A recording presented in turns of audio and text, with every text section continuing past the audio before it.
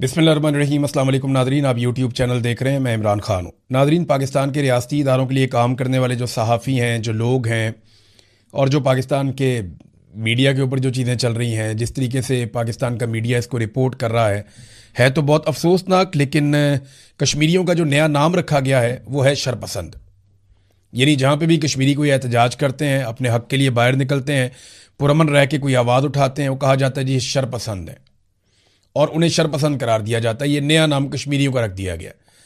इसी तरह ना पाकिस्तानियों के नाम बिगाड़े जाते हैं। इसी तरह से नाम बिगाड़ने के बाद उन्हें पहले बुरा कहा जाता है, फिर बुरा दिखाया जाता है, फिर प्रोपेगेंडा किया जाता है और फिर उनको मारा जाता है। यही काम बंगालियों के साथ किया गया, मुहाजिरों के साथ किया गया, बलोचों के साथ किया गया, पश्तूनों के साथ किया गया, कबाइलियों के साथ किया गया। आज कश्मीरियों के साथ किया जा रहा है। बचेगा कोई नहीं। बारी बारी, सबकी बारी। पंजाब में बेशुमार लोगों के घरों के ऊपर धावा बोला जा चुका है पाकिस्तान की एजेंसियों और पुलिस की जानिब से। सीटीडी रोज़ाना की बुनियाद पे बंदे मार रही है मावराए कानून, और बेशुमार लोगों के साथ जुल्म और ज़्यादती हो रही है। हम ये होती हुई देख रहे हैं। आइंदा ये सिलसिला और बढ़ेगा, क्योंकि बारी बारी सबकी बारी। अगर पंजाब के लोगों को ये लगता है कि उनकी बारी नहीं आएगी तो मेरी बात लिख कर रख लें कि बारी बारी सबकी बारी, आपकी बारी ज़रूर आएगी। मेरी कोई और बात पूरी हो या ना हो, ये बात तो मुझे पूरा यकीन है कि बारी बारी सबकी बारी।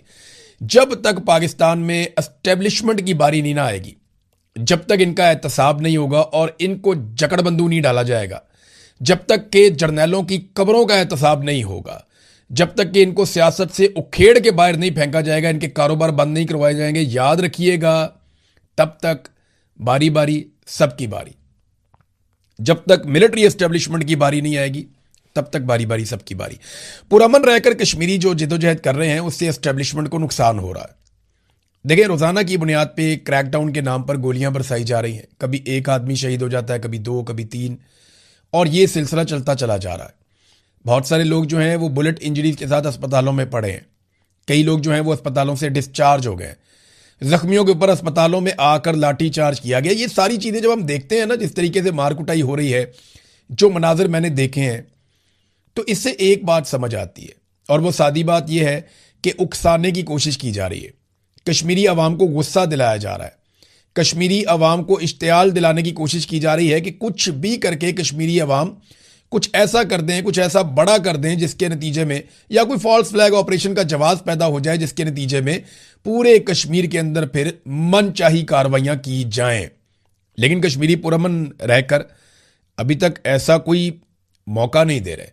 लेकिन ऐसा कोई भी इंसिडेंट हो गया, खुदा ना खास्ता, चाहे वो रियल हो, चाहे वो फॉल्स फ्लैग हो, फिर आप देखेंगे हमारे मीडिया के वो दोस्त जो आजकल शरपसंद का लफ्ज़ बड़े शौक से इस्तेमाल कर रहे हैं, वो बाद में ज़मीन आसमान के कलाबे मिलाएंगे, उनके मुंह से झाग निकल रही होगी, और वो बगावत के और गद्दारियों के वो फतवे बांट रहे होंगे।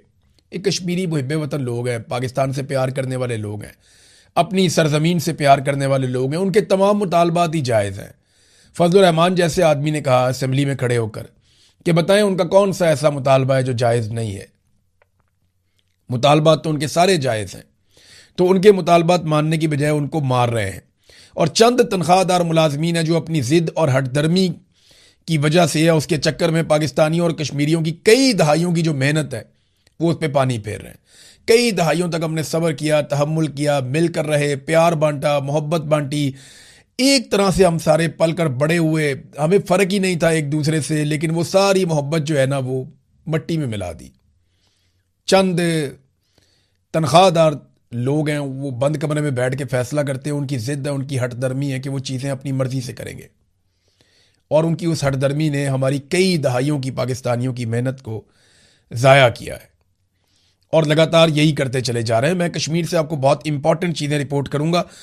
देखें, जो सहाफ़ी हैं उनको भी धमकाया जा रहा है, जो वहाँ पे ह्यूमन राइट के एक्टिविस्ट हैं उनको धमकाया जा रहा है, जिस आदमी की आवाज़ थोड़ी बहुत सुनी जाती है उसको धमकाया जा रहा है।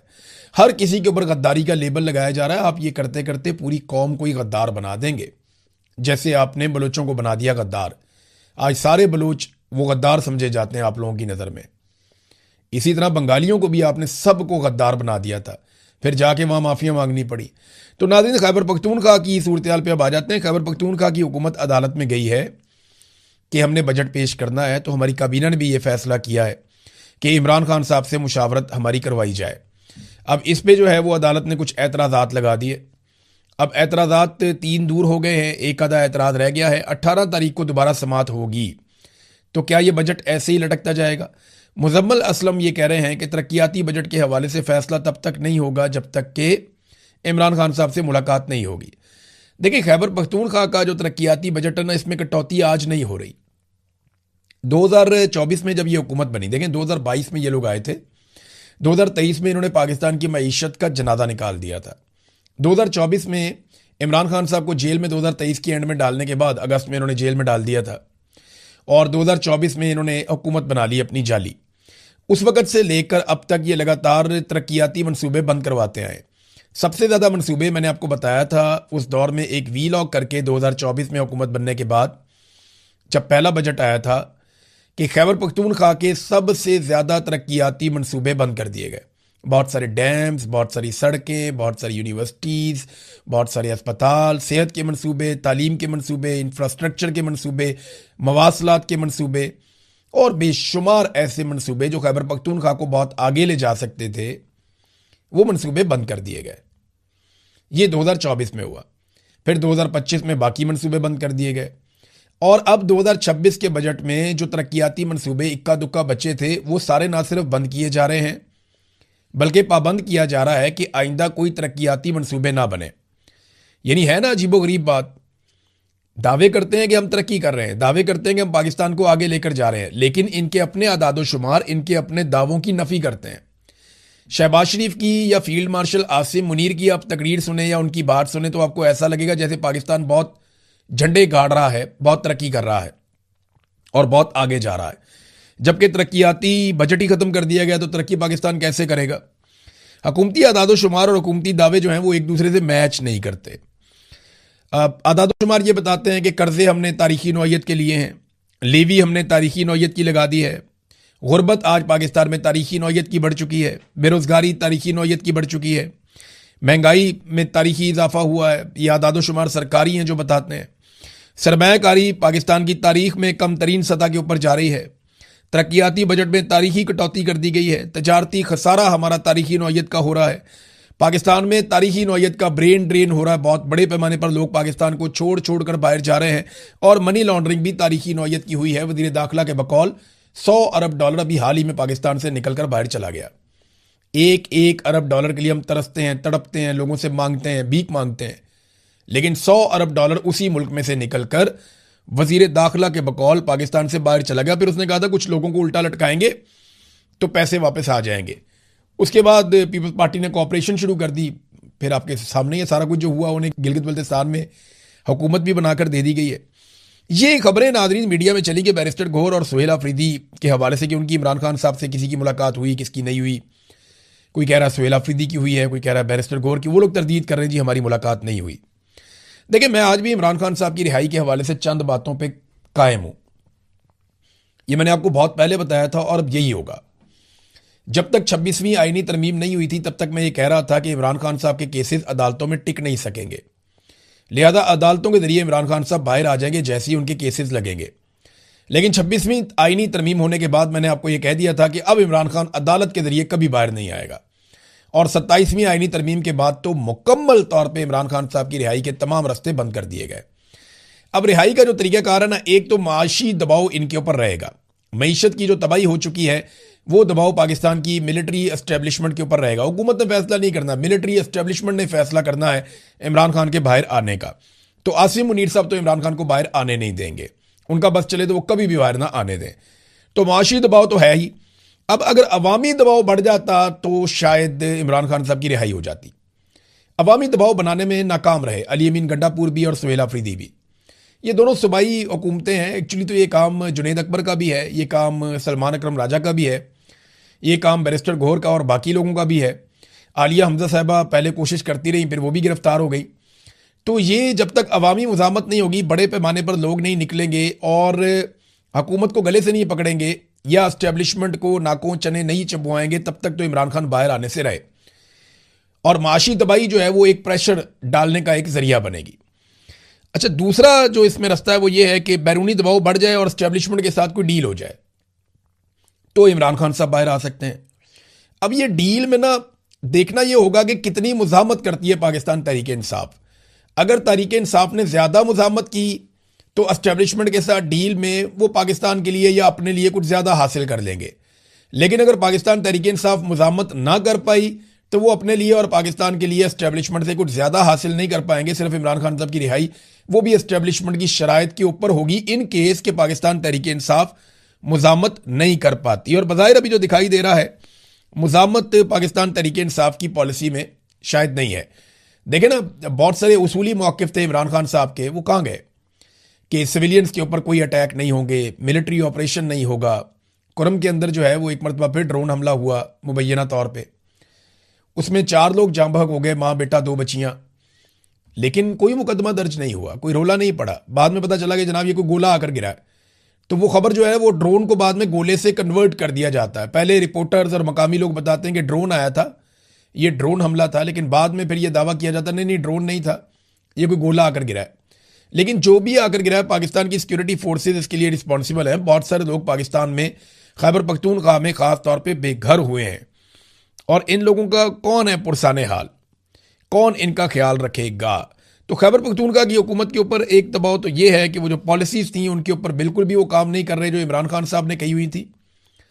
और दूसरा, वो बजट के मामलात में शदीद दबाव का शिकार है जो उनकी पार्टी के अंदर से आ रहा है कि आप अगर सरप्लस बजट देंगे या आप वफाकी हुकूमत को सहूलतकारी करेंगे, उनकी गलत माशी देखें ना, जो मईशत के ऊपर पॉलिसियाँ बनाई वो वफाकी हुकूमत ने बनाई, SIFC आर्मी चीफ ने बनाया, पॉलिसियाँ आर्मी चीफ ने बनाई। अब इन गलत पॉलिसियों की वजह से वज़ीर ख़जाना आर्मी चीफ का है, वज़ीर दाखिला भी आर्मी चीफ का है। अब इन गलत पॉलिसियों की वजह से अगर पाकिस्तान की मईशत गिर रही है तो खैबर पख्तूनख्वा की हुकूमत की जिम्मेदारी तो नहीं है उस मईशत को उठाना। देखें, बुरा काम कर रही है वफाकी हुकूमत, सजा भुगतेंगे खैबर पख्तूनख्वा के लोग, तो ये तो गलत बात है। तो लोगों का बजट इनके हवाले कर देना ये एक ज्यादती है। और उसके अंदर वो डील भी क्या मांग रहे हैं कि इमरान खान साहब से हमारी मुलाकात हो जाए।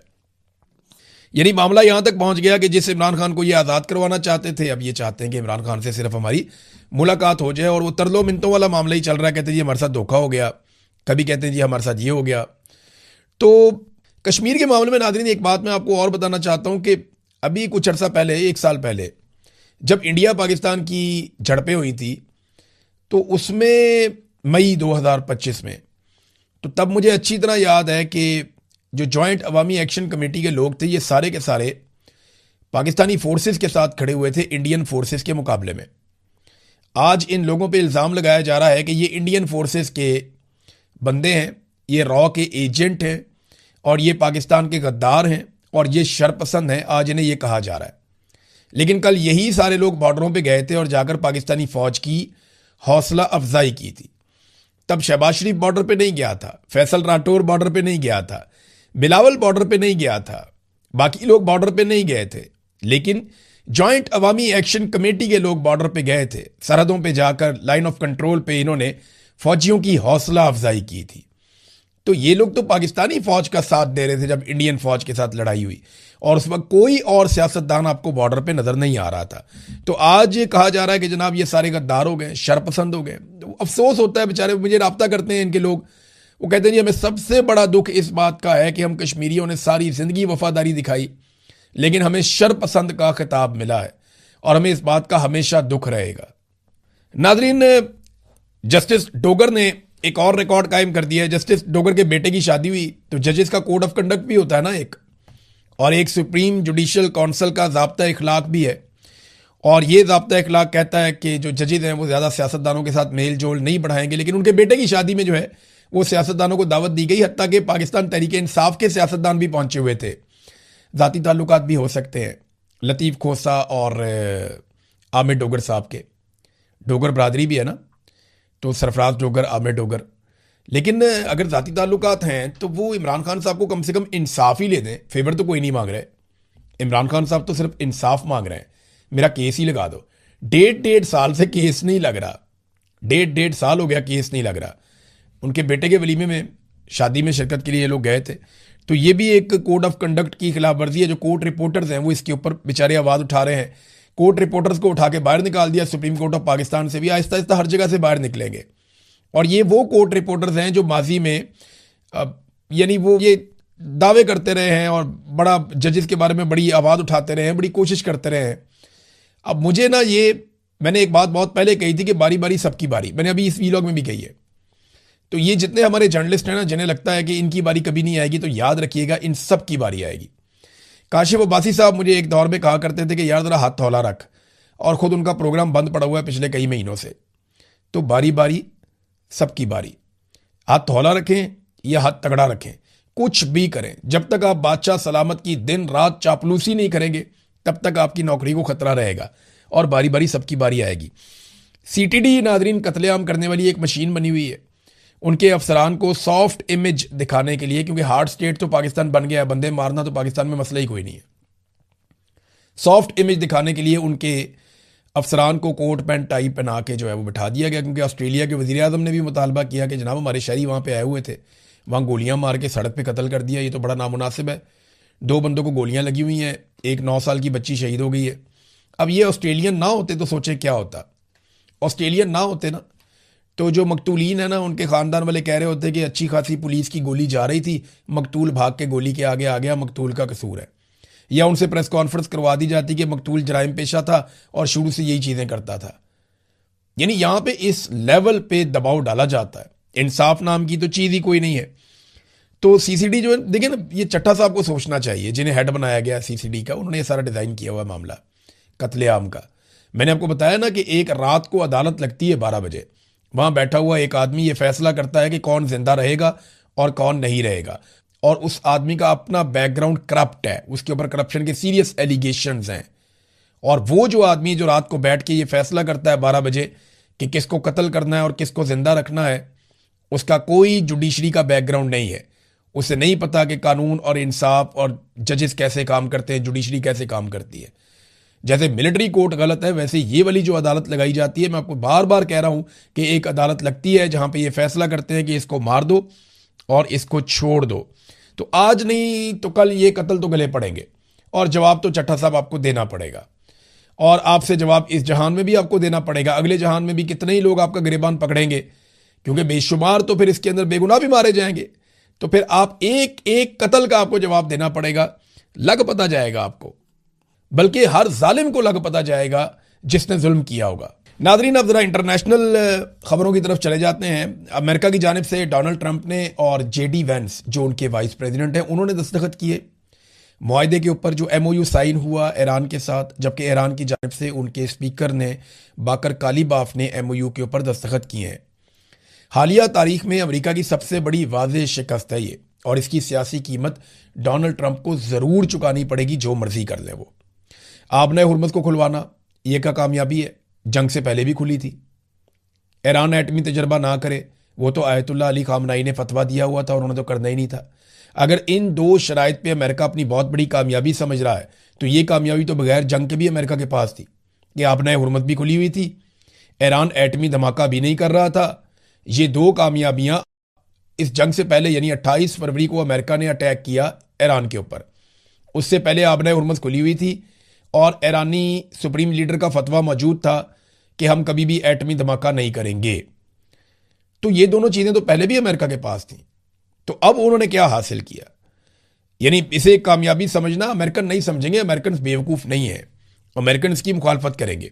इसराइली वज़रा के इंतहाई मायूस कुन और बहुत गुस्से वाले और मायूसी वाले उनके स्टेटमेंट्स आ रहे हैं, कभी मीडिया के ऊपर, कभी सोशल मीडिया के ऊपर। तो इसराइल इसको एक नाकामी समझ रहा है, इस मुआहदे को। उनके अहदाफ हासिल नहीं हुए, बल्कि उल्टा इसके अंदर जो है वो ईरान का फ़ायदा हो गया। देखें, बजाय इसके कि ये ईरान से ये करवाते कि वो हमास की, हिजबुल्लाह की और हौसियों की सपोर्ट ना करे, उल्टा ये हुआ कि इसराइल को बाउंड किया गया कि वो इन लोगों के ऊपर या तंजीमों के ऊपर अटैक ना करे। तो जहाँ पे आप डट जाते हैं ना, खड़े हो जाते हैं, आप लड़ाई लड़ते हैं, आप मुकाबला करते हैं, वहाँ पे फिर चीज़ें आपके हक में बदलती हैं। तो ईरान ना अल्टीमेटली इस लड़ाई का फातह बना है। अब अरब ममालिक के ऊपर ये एक बड़ी